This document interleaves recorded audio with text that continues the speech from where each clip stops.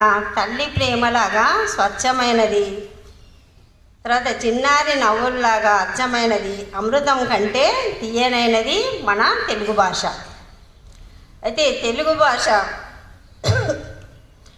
అజంతా భాష అంటారు. ఎందుకంటే అన్ని భాషల కంటే కూడా గొప్పది తెలుగు భాష. దేశ భాషలందు తెలుగు లెస్స అని మనకు ఎవరన్నారమ్మా? శ్రీకృష్ణదేవరాయలు అన్నారు.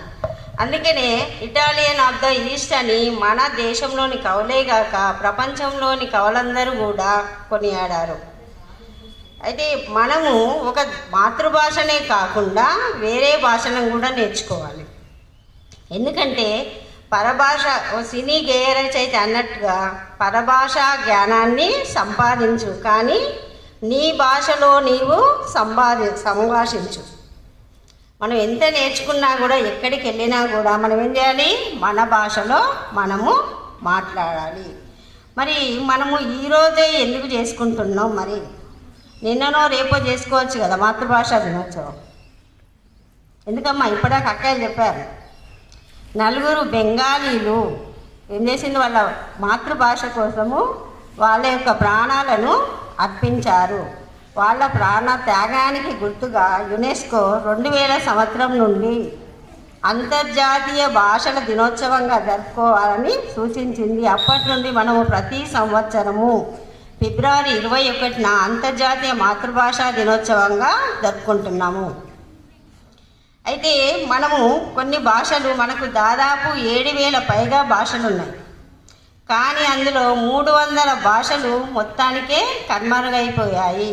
ఎందుకంటే ఎవరు కూడా మాట్లాడే వాళ్ళు లేరు.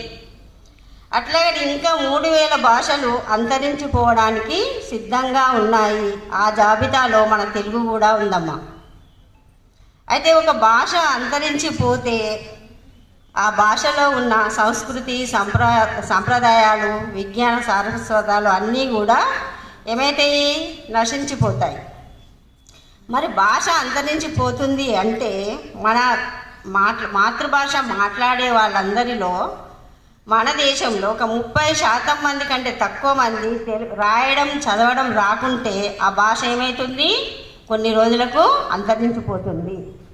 మరి అందులో మన తెలుగు కూడా ఉందనుకున్నాం కదా. మరి మనం ఏం చేద్దాం? ఈ రోజు నుండి